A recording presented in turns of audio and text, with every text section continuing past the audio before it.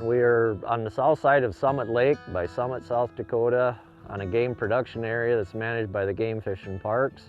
We lease this pasture from the Game Fish and Parks to do early season grazing, trying to control cool season grasses, help to keep them in check, and hopefully give the warm season grasses more opportunity, better opportunity to get a better hold out here, and trying to work to help them manage their area so it's better for the wildlife. And we're getting some benefit out of it by our cows that getting to eat the grass. We've been working with the Game Fish and Parks for over 20 years, grazing not just this parcel, but 3 other ones right here in our area around the lake here. And been seeing a significant change going from the cool season to the warm season grasses. They want us in here, and we try to be in here the first week of May. So we're here to mow things off with the cattle. Working with tenants like Mike and knowing what their goals need to be to make them profitable and to make it worth their time, and to manage that with our goals as far as providing the best habitat we can. You got to give and take a little on both sides. It can't all be what the Game and Fish wants or all what the tenant wants. A lot of these areas got fairly degraded because back in the past our main management practice was no management at all. And the Kentucky blue and brome grass really invaded these native prairies or grasslands, and they became the dominant species there. Probably about 15 to 20 years ago, we had a coworker named John Leesner started really trying to progressively manage these grasslands and get them back to the way we wanted them, or as close as we could. Cattle were one of the big pushes.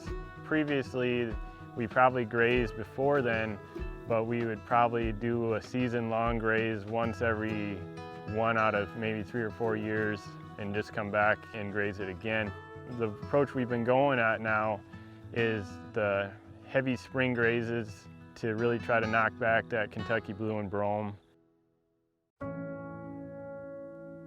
Here in South Dakota and across the West, there's just an awakening that we can't do the public land management without good, conscious, private landowners that are willing to work across boundaries, work across fences.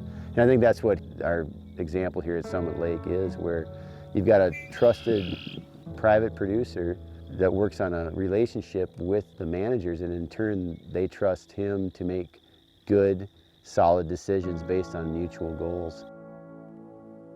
It took some time to build the trust, because in the beginning, you know, we'd come to them with ideas and they might say, nah, I don't know. And not all of our ideas happened right away.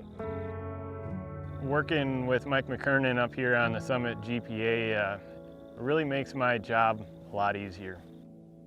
He basically is myself out here on the grassland, so I don't have to come out here and be watching every little step he makes, because I know exactly what he's doing out here is exactly what we want done. He knows his plants well. He's okay with having some weeds out here. He isn't getting on our ass as soon as we have a weed problem pop up, because he knows it's a cycle, and with the proper grazing out here, those weeds will come and go. He's even collected spurge beetles and spread them out on our public land on his own to try to manage the spurge population. Always sending me cool pictures of stuff he sees out here, so that's always fun too, because you know, that's the biggest thing is, you know, we don't have a big crew, so having a guy that you can trust out here doing the right thing is good. So when we do end up coming out here to check it out, it's looking the way we want it to be. I think a lot of people, when they see the cattle on the ground and they see the grass, you know, being utilized or getting nipped down, and they think nothing's going to be out there. Why are they, you know, the private guy's the only one benefiting off of this. But I say to those people, if you come back in the fall or even midsummer and see the change in the habitat, you'll understand why. You have a lot better hunting opportunity out here because of the cattle doing what they're doing on the ground versus if we just did absolutely nothing.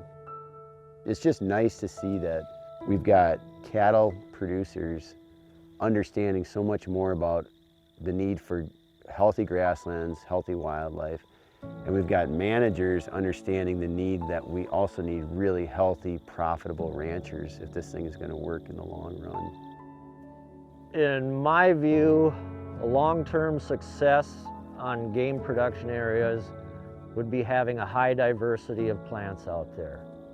The forbs, the grasses, the wildflowers, everything else out there, and seeing the wildlife come back, see the insects that are out there. Diversity, I mean, we hear it all the time, but it's diversity. Diversity in grasses, diversity in the insects and bugs, diversity in the birds. If we've got multiple species of all of them out there, then I think we're being successful.